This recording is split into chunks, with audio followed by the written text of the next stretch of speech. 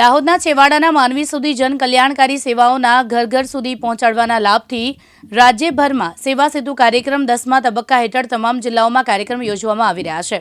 દાહોદ જિલ્લામાં પણ પશુપાલન કરતા લોકોની પશુ માટેની સમસ્યાઓ સ્થળ ઉપર ઉકેલ આવે તે માટે પંચાયત અને કૃષિ મંત્રી બચુભાઈ ખાબડના વરદ હસ્તે પશુ રોગ નિદાન સારવાર અને શસ્ત્રક્રિયા કેમ્પનો શુભારંભ કરવામાં આવ્યો હતો।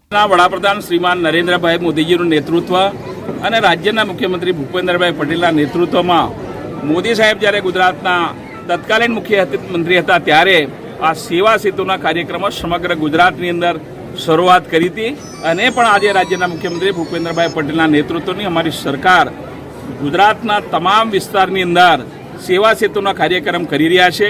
અમે 10મા તબક્કાનો આ સેવા સેતુનો કાર્યક્રમ કરી રહ્યા છીએ। આજે ભોરવા ખાતે પણ 32 ગામોની અંદર 32 ગામના લોકોના 54 જેટલી અમારી રાજ્ય સરકારની યોજનાઓ હોય, ભારત સરકારની હોય, લોકોના જે લાભાર્થીઓ આવ્યા છે, નાના મોટા પ્રશ્નો મારા વહીવટી તંત્રના તમામ વિભાગના અધિકારીશ્રીઓ એના પ્રશ્નો સ્થળ પર નિકાલ કરવાના અભિગમની સાથે આજે જેટલા પણ પ્રશ્નો આવશે એના 100% એનો નિકાલ કરવા માટે મારું વહીવટી તંત્ર કટિબદ્ધ છે।